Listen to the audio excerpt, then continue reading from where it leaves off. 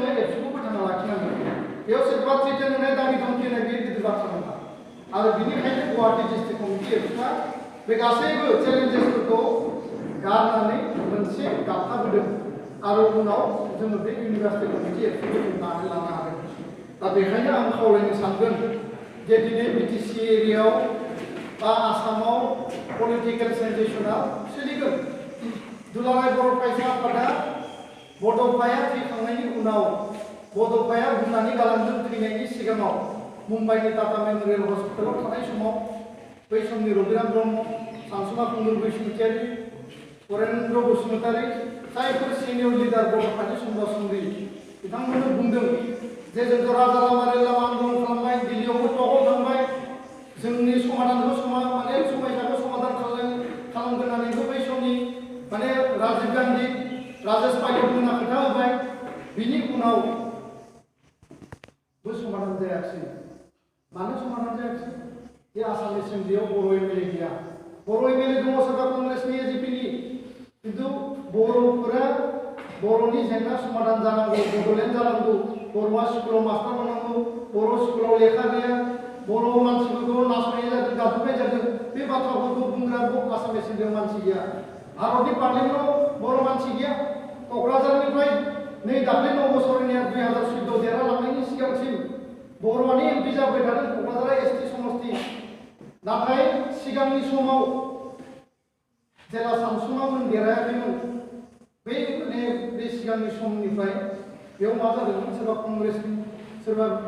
एजिपिनि बेलेग बेलेग हान्जानि बेयाव देरहालांदों आरो जायनि थाखाय बै एमपि एमएलएफोरा पार्टिया मा बुङो बे पार्टिया बुंनायखौसो एसेम्ब्लियाव बुंनो मोनगोन पार्टिया बुंनायखौसो पार्लियामेन्टआव बुंनो मोनगोन नों जातिनि बाथ्रा बुंनो मोननाय नङा कारन कंग्रेस एजिपि बिजेपिया मोनसे जातिखौ रिप्रेजेन्ट खालाया बे जाबाय पलिटिकेल पार्टि बे जाबाय पलिटिकेल एक्सारसाइज खालामग्रा पलिटिकेल पावार नांगौ गादि लानानै सरकार सालायनांगौ आरो देशनि समाजनि थाखाय मोजां मावनांगौ मोजां मावगोन ना मावा गादि लानायनि उनावसो नुगोन जायखौ प्रतिश्रुति होनानै सरकारफ्रा मावफुङा जोंनोबो बुंदोंमोन 2014 आलादा रायजो बड'लेण्डआ जागोन लिरनानै होदोंमोन बिजेपिया 5 बोसोर थांबाय प्रतिश्रुतियैनो थाबाय ट्राइपार्टाइट जाबाय रायलायबाय रायलायनाया आवगायदों जागोन होननानै बुंनो खोथा होदों खिन्थु दिनैसिमबो समाधान जायाखै दा सरकारनि प्रतिश्रुतिफ्रा बिदिनो मालाबा थांगारो दा बेखायनो बै समाव बड'फाया बुंबाय जे एबाराव जानो गोनां बिसायख'थियाव नोंसोरो बाहागो लादो आरो बाहागो लानायनि गेजेरजों बर'नि जेंनाया समाधान जाथोंसै एमपि मन्त्रि एमएलएफ्रा एमएलए आरो एमपिफ्रा जाहाथे खोथा बुंनो हायो बिनि थाखाय इलेक्सनाव बाहागो लानानै देरहानांगोन बेनिखायनो 1991 नि इलेक्सनाव एबसुआ निर्दलीय भाबै इन्डिपेन्डेन्ट भाबै 9 जन एमएलए देरहानांगोन आरो बे देरहानायनि थाखायसो बिएसि जादों 2001 सनाव फिन एबसुआ इलेक्सनाव बाहागो लादों बे देरहानायनि थाखायसो 2003 आव बिटिसि सुक्ति जादों आरो 1996 आव बिएलटि जोनोम जानायनि उनाव एबसुआ राजा लामा रेल लामायाव दिल्लीयाव जुदि धर्ना खालामबा राजा लामायाव ओंखाराब्ला दिनै बिएलटिआ 1998 निफ्राय 99 निफ्राय कारगिल जुद्धनि समाव इउजि ब्रह्मनि ब्रेनजों जुदि सिजफायार खालामनानै 2003 आव जुदि सुक्ति खालामोमोनब्ला दिनै हाग्रामा महिलारिफोरा हय हाग्रायाव थागौमोन नङाबा जेलाव थागौमोन सुक्ति जाहां समनि 6 मासनि गेजेराव बिसोर गासैबो हमजाजोबनोसैमोन खारखोमा जोब्बायमोन बै थासारिफोरखौ दिनै गासैखौबो खिथाजोबनांगौ होननानै आं साना सम आरो थासारि फैयोबा बेफोरखौ रायलायनांगोन बुजिनांगोन जे थासारिया मामोन दिनै मा जाफैखो दा उद्देश्यआ मोनसेमोन जे हाथियार लाग्रायानो जा गणतान्त्रिक आन्दलनानो जा एबसुआ गाइड खालामनानै एबसुनि नेतृत्वआव बर' हारिनि गासैबो जेंनाया एजेन्डाया समाधान जानांगौ आरो बिनिखायनो दिनै बे हाबाफारिफोरखौ लानाय जादोंमोन आरो दुलाराय बर' फरायसा आफादनि 100% रलाव दिनै 2003 नि सुक्तिया जादों दिनै गादि लाखांनायनि उनाव बुंदों आंहा बेयाव हाग्रामा बिटिसिखौबो रायनो फैयाखै जास्ट बै सिचुएसनफोरखौ आङो खिन्थानो नागिरदों जे यां जेनेरेसना इउनिभार्सिटियाव फरायनाय स्टुडेन्टफ्रा बेफोरखौ लानानै मा सानो नोंथांमोना बेखौ लानानै सोरजोंबा डिबेट खालामनोबो गोनां गैया आर्गुमेन्ट खालामनोबो गोनां गैया किन्तु राइट इज राइट रं इज रं बबे राइट आरो बबे रं बेखौ जास्टिफिकेशनखौबो खालामना लानांगोन बुजिनानै लानांगोन दा बे बाथ्राफोरनि थाखायनो दिनै बे डिभिजना जाबोदों आरो डिभिजना जाबोनायनि उनाव दिनैनि थासारियाव बे डिभाइडेड हाउसआ जादों दिनै मालाबा बुंदों नैबे बिसायख'थियावबो बुंदों जे माने एबसुआ दंफां खावग्रा साल दंफां खावग्रा नङा होमबा टिभि पेपार ससियेल मिडियायाव बिराद नुदों एबसुआ माने दालाल खालामदों एबसुआ जातिखौ फानदों बायदिसिना नुदों जों बुंदों जे आलादा रायजो जानांगौ जों बुंदों जे 6 जनगोष्ठीनि जनजातिफोराव एसटिआ जानाङा आहमा जुदि एसटि जायोब्ला 60 बोसोर रायजो खुंनाया आहमा दिनै जुदि जाय आहमफ्रा दिनै आइएस आइपिएस दङ नैबे इउनिभार्सिटियावनो आहमा दङ बेसेबांबा गिदिर पस्टआव नङा होमबा जों बहा साख्रि मोनगोन बहा एडमिसन मोनगोन दिनै गसरासनस्रा आहमा जुदि एसटि जायोब्ला नोंथांमोना बेयाव दिनै फरायगासिनो दङ उननि जेनेरेसना बेयाव एडमिसन मोनगोन ना मोना बेयाव साख्रि मोनगोन ना मोना बाथ्राफ्रा बेबायदि जोंनि हा हुआ मा जागोन बे लेन्ड ब्लकआ जोंनि इकनमिक डेभेलपमेन्टआ मा जागोन जोंनि मुङाव फैनाय स्कलारशिपआ मा जागोन जों जे हायार इडुकेसन लानो थाखाय स्कलारशिप होनांगौ बेखौ मोनगोन ना मोना दिनै आहमा एडभान्स जाति नङा होमबा गसरासनस्रा एडभान्स जाति 2003 सनाव सरि 2004 आव माने बिसोरखौ एसटि खालामनोसैमोन दिनै बेयाव बिरलां नार्जारी होननाय सासे प्रफेसर दंमोन बड' डिपार्टमेन्टआव मोनसे केस जानानै बिथाङा दिनै माने जेलाव दङ बे बिरलां नार्जारीखौ दायथ' होनानै बे इउनिभार्सिटियाव बेसेबां गसरासनस्रा आहम मानसि साख्रि मावनानै दङ बै एडमिनिस्ट्रेटिभ ब्लकनिफ्राय प्रफेसरनिफ्राय जेसेबां लिस्ट खालामनो होनाय जादोंमोन आरो बेखौ 300 पेजनि मोनसे गिदिर भलियाम खालामनानै गुवाहाटियाव बहा साख्रि मावनाय दङ पिआर इन्डियानो बै समाव होनाय जादों ट्राइबेलनि जे माने कमिसन दङ आरो बिनि उनाव बिसोरनि एसटि खालामनो नागिरनाया मुगा बन्द जादों कमप्लिट बन्द जादों दिनै 60 निफ्राय 80 लाख माने आदिबासि आरो माने सावताल दङ होननानै बुंदों माने आदिबासिफोर जुदि 60-80 लाखा जुदि ट्राइबेल जायोब्ला आहम आरो गसरासनस्रा ट्राइबेल जायोब्ला जों बबेयाव रायजो जागोन बबेयाव जायगा मोनगोन क'क्राझारनि एमपि सिटआबो थानाय नङा एमएलए जेराव एसटि दं बेबो थानाय नङा दा बेबायदि बादा होबाय थानाय समाव दिनै हाग्रामाया बुंदों जे बड'लेण्ड बयबो जानांगौ बर' रायजो जाबा बुंदों दाहोना रुवाथि दुखिया जाम्बा जाम्बि खाना फुजा थेलावला रिक्सावला हाजिरा मावग्रा लेखा गोरों साख्रि मावग्रा बयबो बुंदों खेबसेनि थाखाय बड'लेण्ड जेंनाया जोबनांगौ बड'लेण्डआ जानांसिगौ गोलाव सम आन्दलन जायोबा जोंहाबो खहा जायो राजा लामायाव लानानै सोरखौ थांबाय थानो बयबो फरायबाय बयबो साख्रि मावबाय बेफार मावबाय आबाद मावबाय सोरखौ लानानै हमनानै जों थांबाय थानो नङा होमबा दा बेनिखायनो बयबो बुंदों जे बड'लेण्डआ जानांगौ खिन्थु हाग्रामाया बुंगासिनो 110% बड'लेण्ड जाया बड'लेण्ड मोना बड'लेण्ड आन्दलना नाटक 40 बोसोरसिम बड'लेण्ड जाया जोंथ' हाग्रामाखौ बुङाखै जे नोंथाङा माने ओरै खालामदों होननानै खिन्थु बिथाङा जोंखौ हेंथा होदों जोंनि इस्युखौ हेंथा होदों बड'लेण्ड जेंनाखौ बादा होदों आरो आसामाव फैनानै दिल्लीयाव थांनानै बड'लेण्ड जानाङा होननानै प्राइम मिनिस्टार हम मिनिस्टारखौ बुंनानै फैयो आसामनि चिफ मिनिस्टारखौ बुंफैयो एकमात्र राजनितिक गाज्रिनि थाखाय जों बुंदों जे 6 जनगोष्ठीया जनजातिफोराव जानाङा खिन्थु बिथाङा बुंगासिनो जे बेलेगाव जायाबाबो बिटिसिआव गसरासनस्रा आरो आदिबासिखौ फार्स्ट बिसोरनो होग्रोनांगौ नङा होमबा लिरनानैबो हरबाय खेबनै लिरनानै हरबाय जाग्रोनांगौ रिसेन्टलि जों मिथिदों मोनसे कमिटि बानायनाय जादों मन्त्रि ग्रुप अफ मिनिस्टार बिनि प्रेसिडेन्टआ चेयारमेनआ हिमन्त बिश्व शर्मा बिखौलायनो इलेक्सननि टाइमाव लोगो हमफैदों आरो बे लोगो हमनाय समाव आदिबासि आरो गसरासनस्रा नेताफोरखौ लानानै फैनानै बुंनो जाहैदों जे शर्मा दाङरिया बेखौ माने खालामनानै होदो बिसोरनिखौ मानोथो नायबाय थानो माने बिसोरखौ खालामनानै होबासो जोंहा लाब दङ तारमाने बिसोरनिफोरखौ खालामनानै भट लानांगौ इलेक्सनाव देरहानांगौ शर्माया बुंबाय जाहैदों जे नोंथाङा मिथिना मिथिया गोसो जाबानो सोरखौबा ट्राइबेल खालामनानै आंनियाव अधिकार गैया होनना बुंबाय जाहैदों जुदि सोरखौबा ट्राइबेल सोनांगौबा भारतनि पार्लियामेन्टआव बिल लाबोनांगोन बिलखौथ' लाबोबाय रायजो सभायाव नङा होमबा टेबोल खालामनानै दोनबाय जोंनि बादा होनायाव बन्द जाबाय दा बे आरो सरकार गोदान फैबा माला फैयो बेखौ गेरान्टि होनो हाया 6 मासनि गेजेराव फैनो हायो 3 मासनि गेजेराव फैनो हायो बे सरकारनिसो खोथा जाहैसिगोन सोर सरकार फैगोन जोंबो मिथिया दा बुंबाय जाहैदों जे पार्लियामेन्टआव बिल लाबोनांगोन बिलनि सायाव आर्गुमेन्ट पेस खालामनांगोन बिसोरनि क्राइटेरिया जिहेतु मिलाया बेखौ लानानैसो माने गोदानै ट्राइबेल सोसननो हायो दा बेबायदि बाथ्रा बुंनायावसो बियो सिरि जानानै बेजों रागा जोंनानै थांबाय जायो दा जोङो बेखौनो बुंदों जे दिनैनि तारिखआव दुलाराय बर' फरायसा आफादा 100टा खामानि मावो बिनिनो 99आ जातिनि थाखाय समाजनि थाखाय सोलोंथाइनि थाखाय youthनि थाखाय economic development social development culture development education development बे गासैबो बिनिनो 1% बे पलिटिक्सनि थाखाय जों मावो आरो दिनैबो आङो दाथियै गेरान्टि होनानै बुंनो हायो बड'लेण्ड जेंनाया जुदि नेक्स्ट 2 बोसोरनि उनाव जोबोब्ला एबसुआ डाइरेक्टलि पलिटिक्सआव बाहागो लानायखौ जोङो बेसेबांबा गोजानाव जों थागोन जेब्लासिम प्रयोजन जाया भटआनो बुंदों जे एबसुआ पलिटिक्सआव बाहागो लाबाय एबसुआ ओरै खालामबाय इस्युआनो पलिटिक्स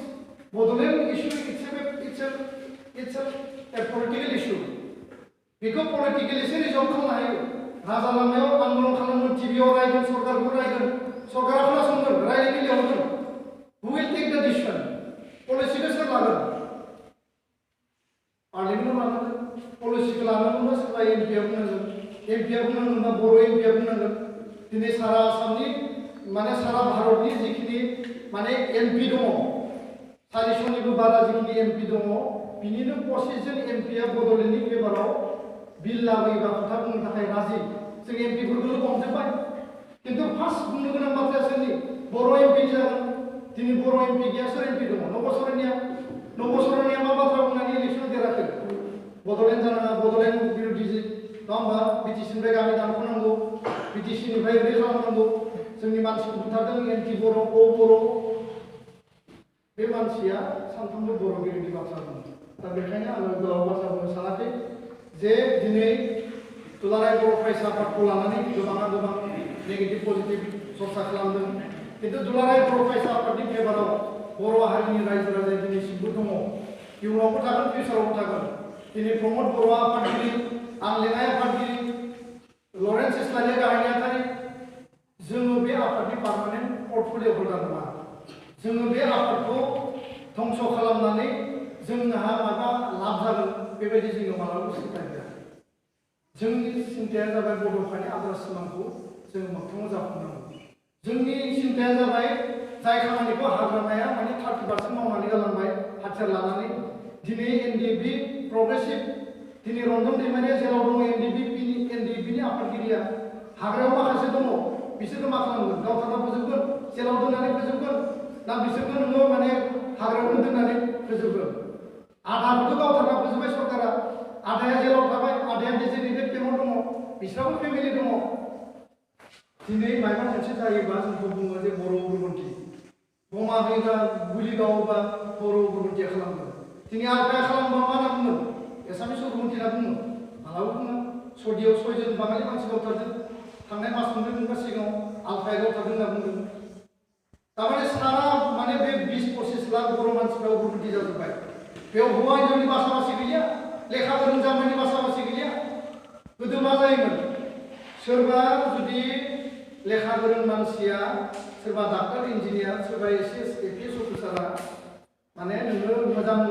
माने सोरबा साख्रि मावोब्ला मोजां अफिसार जायोब्ला हारसाफ्रा बिजामादै लांनो थाखाय नागिरफैयो बेयाव बर' हारसानि खोथा गैया बिजामादै जानांगौ आरो बिनि उनाव नोङो लामायाव सोरबा जौ लोंना गोलैना बिथा साला कसारि मरखाय परियासै नङा होमबा कसारिया बेयाव जौ लोंनानै गोलैनानै दङ बे बाथ्राखौसो बुंनाय जायो तारमाने बै अफिसार जायोब्ला बे बर'आ बर' नङा गाज्रि बर' नङा जौ लोंग्रा बर' नङा लामायाव गोलैनानै जौ लोंनानै गोलैना थायोबा बे गाज्रि बर' तारमाने जौखौ मानो लोंदों सोर लोङोखो मानो लोंनो गोनां जाखो बिनिथ' कारन थागोन दा डिफारेन्सआ बेबायदि जाबोदों दा बेखायनो जोङो बेखौनो नायदों जे दिनैबो जोंनि सायाव नेग्लिजेन्सआ दङ इट्स एन्ड एभ्रि सिचुएसन जोंखौ नेग्लेक्ट खालायो एसे मायबा बोलो मोनबानो जोंखौ दिनै गादबनो नागिरो दा बेखायनो जोङो इउनाइटेडलि फाइट खालामनांगोन आरो बिनि थाखाय जोंहा दुलाराय बर' फरायसा आफादा हाबा मावगासिनो दा बेखायनो आङो बुंगोन जे दिनैनि तारिखआव आद्रा थानाय जि सिमां हाथियार लानानै जि संग्राम खालामनानै दङ बिसोरखौ मेइन स्ट्रिमाव लाबोयोबा जोंनि जायगाया पिसफुल जागोन जोंनि जायगायाव आरो बे आर्मसनि माने टार्मल सिचुएसना थानाय नङा आर्मसनि गेजेरजों जेसेबां सरकारखौ सिगिनो हायो गावबो खहा जायो आधा मानसियाबो जोंनि सिलाइजोंनो जोंनि मानसिया थैदों एबसुनि मानसियाबो थैदों किन्तु बेफोरखौ दिनै खुदै मन'लायनानै वान्स फर अल बे सिलाइया माने सरकारजों थांनांगौ सिलाइ लानानै संग्राम खालामनाया जोबनांगौ बिनिखायनो आलादा रायजोआ दाजानांगौ आलादा रायजो सोरजिनांगौ बेनिखायसो बे सोमावसारनायखौ खालामगासिनो दं दा आङो जोबनायाव खावलायगोन जे गुवाहाटी इउनिभार्सिटियाव जुदि मायबा इन्टारनेल आरो एक्सटारनेल एबसुखौ लानानै स्टुडेन्टसफोरनि गेजेराव जुदि माने थिंक एन्ड रिथिंक मायबा सोलिदोंब्ला बेफोरखौ ज्राब दोननांगौ बहुत बेकग्राउन्डनिफ्राय बहुत फैयो नङा होमबा दा आङो बेखौनो बुंदों जे पलिटिकेल डिभिजना दिनै दङ इउपिपिएल जे पलिटिकेल पार्टी इउजि ब्रह्मआ बिनि आफादगिरि क'क्राझार लकसभा समस्तियाव देग्लाय केन्डिडेटबो जादों जों सानदों जे सासे एमपि रायजो बिग्रानिफ्राय जुदि दैथायहरनो हायोब्ला पार्लियामेन्टआव खामानि मावनानै बर' हारिनि थाखाय बे जेंना समाधान खालामनो हागोन जोङो प्रमिला रानी ब्रह्मखौ मोनसे समाव एमएलए बानायदों मन्त्रि जादों हाग्रामा महिलारिखौ आनकन्टेस्ट जोङो बिटिसि सिफ खालामदों हाम्फा बरगयारिखौ आनकन्टेस्ट जोङो एमसिएलए देरहादों डिपुटि चिफ जादों चन्दन ब्रह्मखौ नै जोंहा खनिन बिथां दङ बिथांमोनानो मोनसे समाव नांनानै देरहादों जोंथ' गासैनिबो खामानि मावदों एबसुआथ' जों गाज्रि लानो थाङाखै नाथाय दिनै पलिटिक्सआ मोनसे प्रफेशननि मद प्रफेशन जाफैबाय पावर पलिटिक्स जाफैबाय मानि पलिटिक्स जाफैबाय आरो बेयाव करापसन हाबबाय हाग्रामाया 15-16 बोसोरा दिनै रायजो माने बिटिसिखौ सालायबाय मोननाय मोननै साख्रि बाख्रि होनो हायि थाखा फैसा जानाय करापसन खालामनाय गोबां माने साख्रि होनानै फैसा जानाय आइवाइन' जानाय लामा दालांनि फैसा जानाया आनलिमिटेड बेयाव माने करापसना दिनैसिम जानाय दङ दा बेखायनो गोबां बेकग्राउन्ड थागोन सोरबा नोङो बिपिएफ खालामग्रानि बेकग्राउन्ड थागोन इउपिपिएल खालामग्रानि बेकग्राउन्ड थागोन सोरबा थुनलाइ आफादनि आबोदनि फेमिलिनिबो बेयाव फैनो हागौ एबसुनि फेमिलिबो फैनो हागौ खिन्थु बे इउनिभार्सिटिया मोनसे आलादा प्लेटफर्म बे एबसु मिरु एबसु इउनिभार्सिटि एबसु बे एबसुआ मोनसेयानो बे आलादा एबसु नङा खिन्थु बे कमिउनिकेसनाव थानांगोन संगठनिक डिसिप्लिना थानांगोन संगठनिक मर्यादा थानांगोन कामाना थानांगोन खिन्थु दिनै गुवाहाटी इउनिभार्सिटियाव जों जिहेतु बेलेग बेलेग बेकग्राउन्डनिफ्राय फैयो जों 2 बोसोरनि थाखाय बेयाव फैयो एबसुनि बिबानाबो 2 बोसोरनि थाखाय आरो बेयाव फैनानै जोङो एबसु नाय बे आफादखौ जों मोनफैयो आरो मोनफैबा जोङो साहस खालायो येस बेयाव एबसु दङ आरो बे एबसुनि गेजेरजों जोङो एखेलेबो जोंनि साननायखौ बेयाव कमन मोनसे एजेन्डा बानायनानै खामानि मावनो हागोन इउनिभार्सिटि इउनिट एबसुआव गोबां खामानिबो थासोआ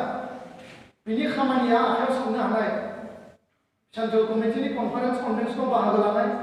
एक्जिकिउटिभआव बाहागो लानाय सिडब्लिउसिआव बाहागो लानाय जेब्ला हादों बाहागो लायदों जेब्ला हायाखै बाहागो लायाखै बेयावथ' बिराद थाखा फैसाबो गैया गोदोनिफ्रायनो सोरनिबा थांनानै बे इउनिट बा बस्टेजखौ सालायबोदों दिनैबो बे एखे थासारियानो बेयाव 1 कोटि 2 कोटि 1 लाख 2 लाख 10 लाखनि मालाबा बाजेट जाफैनाय जोंनि समाव बुङाखै आं 200 होदों सोरबा 500 होदों सोरबा 300 होदों बेजोंनो बे इउनिटआ सोलिदों आरो दिनैबो बिदिनो सोलिगासिनो दङ दा बेखायनो बेयाव बिटिसिआव मा जादों बेयाव इउपिपिएल जादों बिपिएफ जादों बिटिसिआव हाग्रामाजों एबसुजों नांलायदों बे आलदा मेटार बेखौ बेयाव लाबोनाङा आरो बेखौ बिबेसना खालामनांगोन हुइस राइट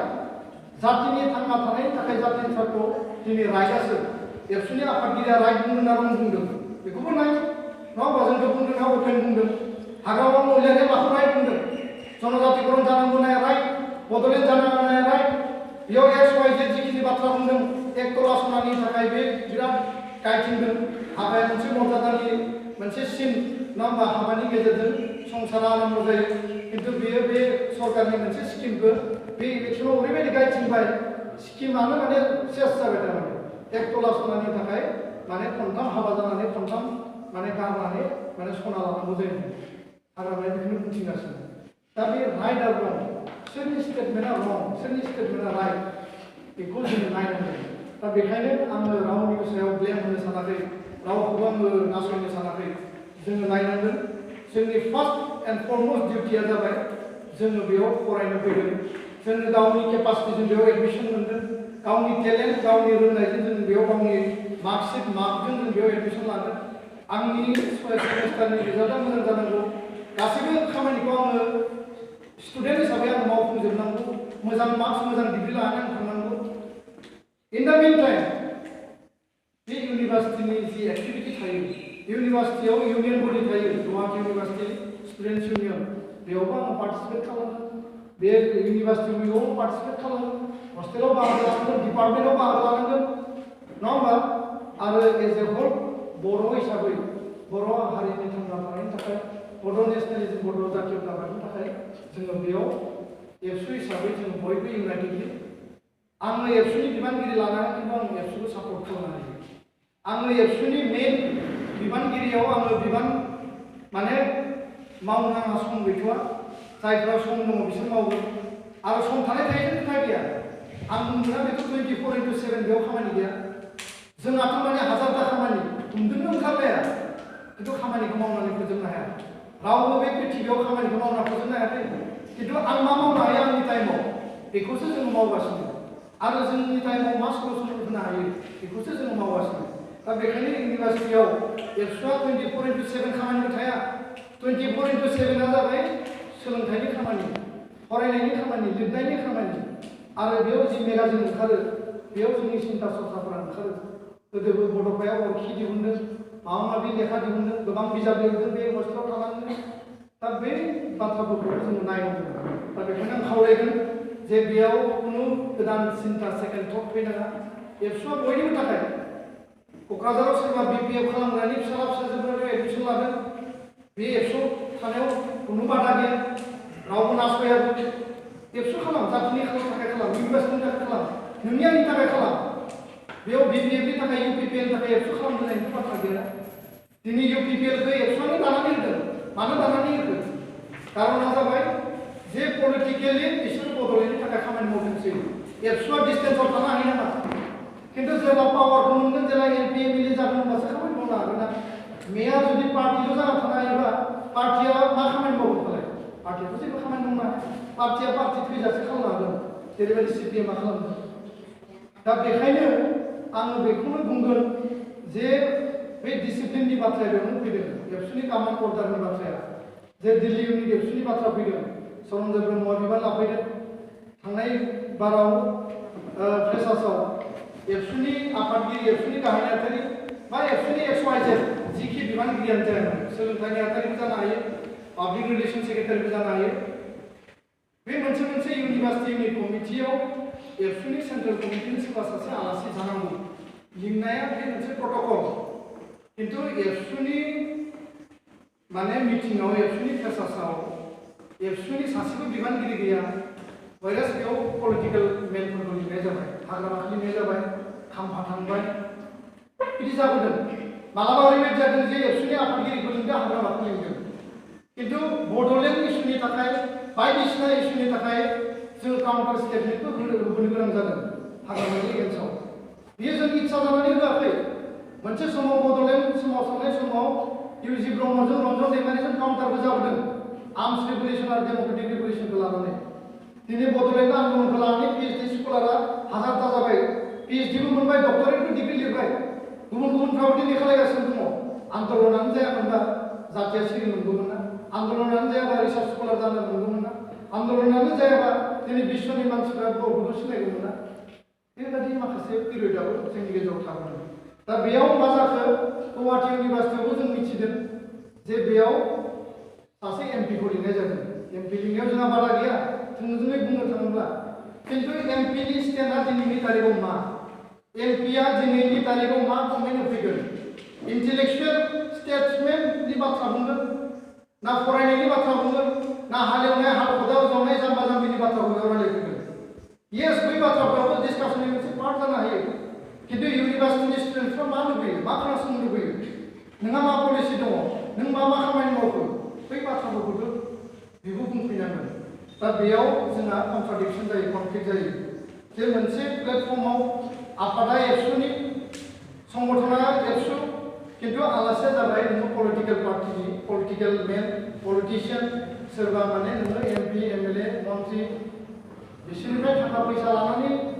जोङो मालाबा प्रग्राम खालामबोदों गोदोनि समाव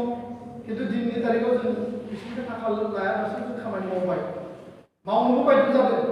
कारन बिसोरनि थाखा फैसाजों एबसुआ थांबोआखै गोदोबो दिनैबो थाङाखै मालाबा हानायाव हेल्प खालामदों मोजां गोसोनि सोरबा MLA आ गुवाहाटी इउनिभार्सिटि एबसुनो 10,000 फैसा हरदों होनना बुङोब्ला जोंहा बुंनो गोनां बाथ्रा गैया किन्तु बेहा जुदि मटिभा आलादा थायोब्ला जे आंनो 50,000 फैसा हरगोन आं आलासि जानांगौ बेयाव आरो बेयाव फैनानै जुदि पलिटिक्सनि बाथ्रा बुङोब्ला माने साबजेक्ट मेटारनि आउटसाइडनि बाथ्रा बुङोब्ला बै बाथ्राफ्रा जायोब्ला दिल्ली इउनिट एबसुआबो बेबायदि मोनसे सिटुएसना जादों जे दिल्लीयाव आलासि लिंबाय हाग्रामाखौ आलासि लिंनानै एबसुनि मानसिया थांदिया एबसुनि गेजेरावनो मोनसे गन्डगोल जाबाय दानिया डिभिजन जाबाय आफादा डिभिजन जायाखै संगठनाव मोनसे कन्ट्राडिक्सन फैबाय जे मानो लिंनांगौ आरो लिंनाङामोन सोरबा बुंबाय लिंनाया थिग दङ सोरबा बुंबाय लिंनाया थिग गैया सोरबा बुंबाय जे 1 लाख फैसा हरनायखाय लिंबाय फैसाया गिदिर बाथ्रा नङा आफादनि मान मर्यादा आफादा मा डिसिप्लिन दं कामान अर्डारा मा बेखौ जों नायनांगोन आरो प्रग्रामखौ नोङो थाखा फैसाजोंबो नोङो जाफुंसार खालामनो हाया येस मिनिमाम फैसा जोंनो बाजेट नांगोन हायाखै गुवाहाटि टाउनाव बेसेबांबा साख्रि मावग्रा दङ बिजनेस मावग्रा दङ सेन्ट्रेल कमिटिखौ बुंनो हायो जोंबो एसे हेल्प खालामनो हायो जेला जेला जों सुबिदा जायो दिल्लीयावबो बिदिनो गिदिर गिदिर साख्रि मावग्रा दङ मोजां मोजां मानसि दङ दिल्ली बड' एस'सिएसन दङ बिसोरबो हेल्प खालामो खिन्थु लिंनाय जाबाय पलिटिकेल पार्सन टाइमिंआबो खोब क्रिटिकेल जे टाइमाव लिंनाङा नर्मेल टाइमाव जुदि लिङोब्ला आलादा बाथ्रामोन दा बेखौ लानानै बेसेबांबा बेयाव माने कन्ट्राडिक्सन जानानै दिनैबो जेरैबायदि सुस्थ' जानांगौ बे टिमा सुस्थ' जानो हायाखै जों बुंदों जे लिंबाय थिगानो दङ नेक्स्ट टाइम आरो बिदि जानो नाङा नोंसोर लिंबाय भुल मावबाय बिनि उनाव आरो जुदि बेखौनो रायज्लायफिनबाय थायोबा टिमनि इउनिटिया थानाय नङा टिम स्पिरिटआ थानाय नङा बेखायनो आं बेखौनो बुंगोन जे गुवाहाटि इउनिभार्सिटियाव जाहाथे बेबायदि डिभिजन माने थिंकिं लेभेलाव माने डिभाइडेड हाउस मालाबा जानाङा जों मोनसे इउनियनसो आं बुंनो बेयाव थाखा फैसा थाया जों मोनसे अबजेक्टिभ लानानै फैदों अबजेक्टिभा जाबाय जोङो बेयाव मोजां शिक्षा लानांगौ मोजां डिग्री लानांगौ बे अबजेक्टिभनि गेजेरावनो जोङो बेयाव एबसुखौ सापर्ट खालामनांगौ एबसुनि आफादखौ जोङो लिड लानांगौ आरो बर' जाथि दानायनि थाखाय राव थुनलाइनि थाखाय जों खामानि